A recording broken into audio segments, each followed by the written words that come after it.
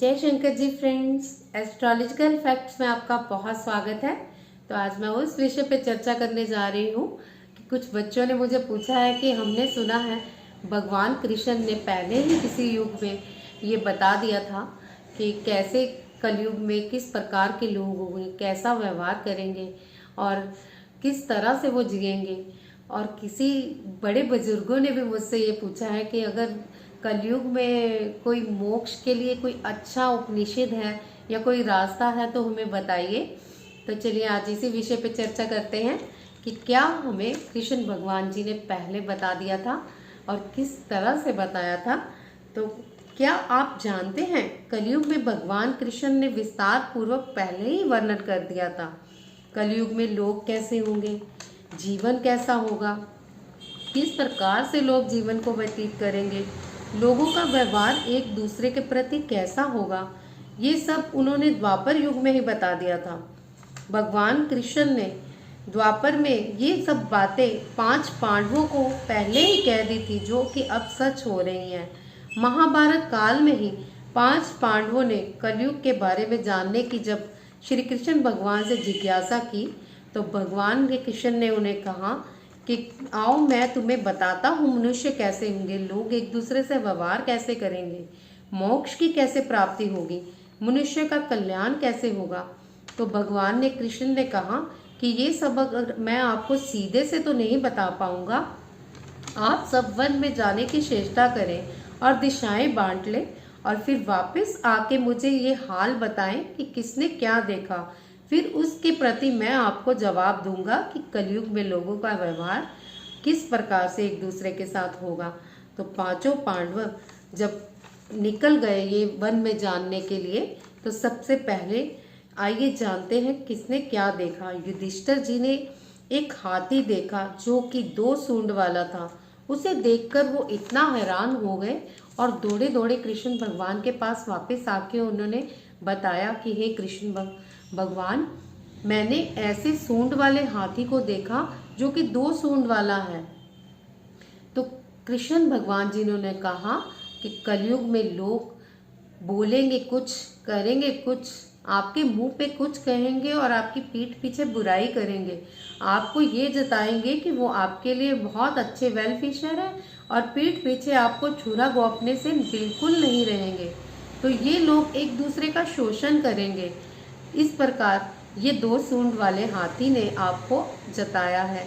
तो फिर भीम जी ने क्या देखा कि एक गाय अपने बछड़े को इतना प्यार कर रही है, इतना प्यार कर रही है कि प्यार करते करते और चाटते हुए उसने अपने बछड़े को लहूलुहान कर दिया है और फिर भी उसको चाटे जा रही है।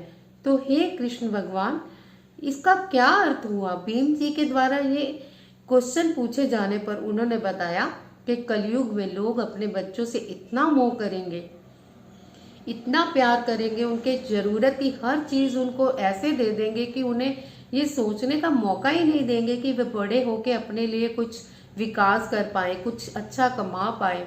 वो अपने माता पिता पे इस तरह से डिपेंड रहेंगे कि उन्हें लगेगा कि सारी उम्र उनके माता पिता उनको ऐसे ही ऐशो आराम में रखेंगे। वो उनका विकास ही नहीं होने देंगे ये सोचने के लिए कि कैसे वो आगे बढ़े। तो कृष्ण भगवान ने कहा कि यदि दूसरे के बच्चों को साधु बना देखेंगे तो उसके दर्शन करने जाएंगे, यदि अपना बच्चा साधु बनेगा तो उसे रोकेंगे, रोएंगे, अरे कहेंगे हे मेरे बच्चे तो इतने दुख में क्यों पड़ा है, जब हम तब सब तुम्हारे लिए कर रहे हैं तो तुम्हें साधु बनने की क्या आवश्यकता है। इसका यही अर्थ है कि कलयुग में मोह माया से परिवार में बांध के रखेंगे और उसका जीवन वही खत्म हो जाएगा। फिर भगवान ने कहा तुम्हारे पुत्र वास्तविक में तुम्हारे नहीं, तुम्हारी पत्नियों की अमानत है, पुत्रियां उनके पतियों की अमानत है और ये शरीर मृत्यु की अमानत है, आत्मा परमात्मा की अमानत है। फिर अर्जुन ने क्या देखा कि पंछी एक है जिसके पंख पर वेद रुद्र लिखी हुई है। तो वेद रुद्र के लिखने के उपरांत भी वो क्या कर रहा है कि दूसरे एक मरे हुए मनुष्य का मांस भक्षण कर रहा है। ये देखकर अर्जुन इतने हैरान हुए कि अरे इस पे वेद की वो लिखी हुई है लाइन, फिर भी वो समझ नहीं पा रहा है और कैसे वो एक मनुष्य का मांस खा रहा है। तो ये देखते हुए दौड़े हुए कृष्ण भगवान के पास आए। तो उन्होंने कृष्ण भगवान को सारा हाल बताया। तो कृष्ण भगवान ने कहा, इसका अर्थ ये है कि कलयुग में लोग ऐसे होंगे जो सामने से तो आपकी बहुत अच्छी चिंता करेंगे, परंतु सोचेंगे कि कब तुम्हारी मृत्यु हो और कब हम तुम्हारी संपत्ति को अपना बनाएं। आजकल आप देख ही सकते हैं कि पिता पुत्र में कई ऐसे होते हैं पुत्र जो सोचते हैं कि कब हमारे पिता की मृत्यु हो, कब हमारी माता जाए और हम इसकी संपत्ति पे अपना हक जमा के बैठ सकें। तो ये सब आप समझ ही सकते हैं कि कलयुग का पहले ही प्रभाव कृष्ण भगवान ने कैसे बखान कर दिया था। वो बस जो भी मनुष्य होंगे वो एक दूसरे की नज़र में बहुत अच्छे बने रहेंगे, पर उनकी नज़र जो होगी उनकी संपत्ति पे होगी। तो चौथा जो उन्होंने संकेत बताया नकुल जी ने क्या देखा कि एक भारी चट्टान है और वो दूर से गिरती आ रही है। बहुत सारे वृक्ष उसके गिरने से गिर रहे हैं, पर कोई भी बड़ा वृक्ष उसे रोकने में सक्षम नहीं है। तो वो चट्टान एक छोटे से पौधे के अड़िंगी से ही रुक जाती है। तो वो देख के बहुत ही हैरान होते हैं कि इतना बड़ा बड़ा चट्टान को कोई नहीं रोक पाया, वृक्ष और एक छोटे से पौधे ने रोक दिया। तो इसका क्या अर्थ हुआ? तो जो भी वो देखा उन्होंने भागते हुए कृष्ण भगवान को बताया। तो कृष्ण भगवान ने इस पे कहा कि कलयुग में मनुष्य की बुद्धि क्षीण हो जाएगी, उनके बल का पतन हो जाएगा। इस पतन को धन सत्ता की वृद्धा के रोकने में वो सक्षम नहीं होंगे, किंतु हरि नाम के मनुष्य का जीवन पतित होने से बच जाएगा। कीर्तन मनुष्य करेगा जो भी, उसका जीवन सार्थक हो जाएगा। तो ये करने से मनुष्य कलयुग के प्रभाव से बचा रहेगा। तो सहदेव जी ने क्या देखा? पांचवें संकेत में अनेक कुएं भरे पड़े हैं, पर जिनमें बीच का कुआं बिल्कुल ही खाली है, जो कि बिल्कुल भी पानी नहीं है उसमें। वो बहुत हैरान हुए कि आसपास के 11 कुएं भरे हैं, तो 12वां कुआं क्यों खाली है, ये बीच वाला कुआं क्यों खाली है। तो वो भागते हुए आश्चर्य से कृष्ण भगवान के पास जाते हैं। तो कृष्ण भगवान को सारा हाल बताते हैं। कृष्ण भगवान ने बताया कि धनी व्यक्ति अपने शौक के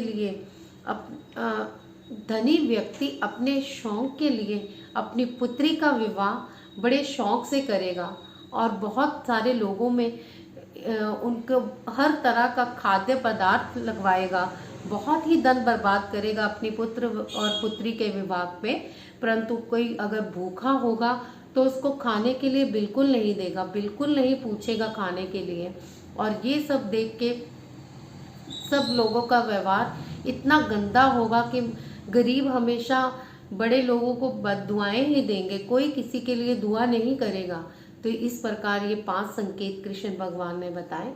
चलिए अब चर्चा करती हूँ उस बात पे कि केवल कलयुग में कौन सा ऐसा ग्रंथ है, कौन सा ऐसा उपनिषद है जिसे पढ़ के मनुष्य अपना कल्याण कर सकता है, मोक्ष को प्राप्त हो सकता है। तो वो केवल और केवल श्रीमद् भागवत गीता है। तो भागवत गीता का जो भी मन से स्मरण करता है, उसको पूरे विधि विधान से सुनता है, उसकी हर इच्छा पूर्ति होती है और अंत में वो मोक्ष को प्राप्त होता है, श्री हरि के चरणों में प्राप्त होता है। तो ये भागवत गीता हर मनुष्य को जरूर अपने जीवन में एक बार तो जरूर सुननी चाहिए। और वो विद्वान तो बहुत ही लकी हैं जो कि इसका स्मरण करते रहते हैं और एक दूसरे को सुनाते रहते हैं। उनके पे तो हरि भगवान की बहुत ही विशेष कृपा होती है। तो कलयुग में भगवान कृष्ण ने कहा है कि जिन पे मेरी बहुत कृपा होगी वो ही केवल भागवत को पढ़ पाएंगे। पापी लोगों के पास बिल्कुल समय नहीं होगा कि वो भागवत का एक श्लोक भी सुन पाए। तो मैं आपको ये एक और बात बताना चाहती हूँ। आजकल घरों में पाप ने इतना, लोगों के दिल में इतना पाप ने घर कर लिया है कि वो बिल्कुल भी अच्छे कार्य नहीं करते। तो मैं इसको एक छोटा सा आपको एक उदाहरण देना चाहूँगी। अगर आपके घर में कोई चोर घुस आए, जबरदस्ती से कब्जा कर ले कि ये घर मेरा है तो क्या करोगे आप? उसे डंडे मार के भगाओगे, पुलिस को बुलाओगे, आस पड़ोसी इकट्ठे करोगे, कितने उसके लिए वो करते हो आप उदम के किसी तरह ये हमारे घर में जो जबरदस्ती घुस आया है इसको कैसे निकाला जाए। तो ये पाप जो आपके दिलों में घुस गया है, इसके लिए भागवत रूपी डंडा जब इसको 1-2 बार लगेगा तो ये खुद ही भाग जाएगा। तीसरी बार खुद ही आपका मन करेगा कि आप भागवत सुने, उसका विचरण करें, अनुसरण करें, उसके अनुसार चलें, तो खुद ही मोह माया से आप छूट जाएंगे। तो मैं तो कहती हूँ हर इंसान को भागवत जरूर सुननी चाहिए। अगर आपके पास साधुओं के पास जाने का समय नहीं है तो कोई बात नहीं, आजकल तो भगवान ने मोबाइल में ही इतना आपको सुविधा उपलब्ध की है कि आप एक रोज का जरूर इसका अध्याय पढ़िए और सुनिए। या तो पढ़ने का समय नहीं है, आप एक अध्याय सुन लीजिए अपने मोबाइल पे लगा के और फिर मुझे बताइए कि कितना आपकी ज़िंदगी में चेंज आता है।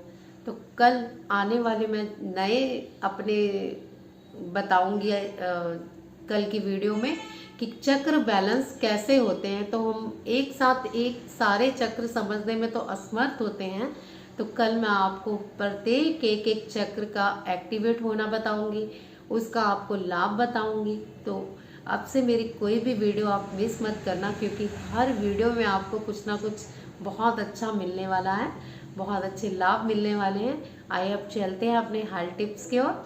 तो हेल्थ टिप्स में मैं अब आपको बताने जा रही हूँ कि कैसे आप अपने बच्चों की सर्दी खांसी दूर कर सकते हैं। ये जो भी मैं नुस्खा बताने जा रही हूँ बड़े बच्चे और बुजुर्ग कोई भी कर सकते हैं। तो क्या करना है, आपने थोड़ी सी अजवाइन लेनी है और थोड़ा सा उसमें कपूर मिक्स कर लेना है। एक रुमाल में बांध के आपने उसको पोटली बना लेनी है और फिर तवा गरम कर लेना है। तवे पे गरम करके उसमें आप पोटली की सिकाई कीजिए और सिकाई करके आप अपनी पीठ पे लगाइए।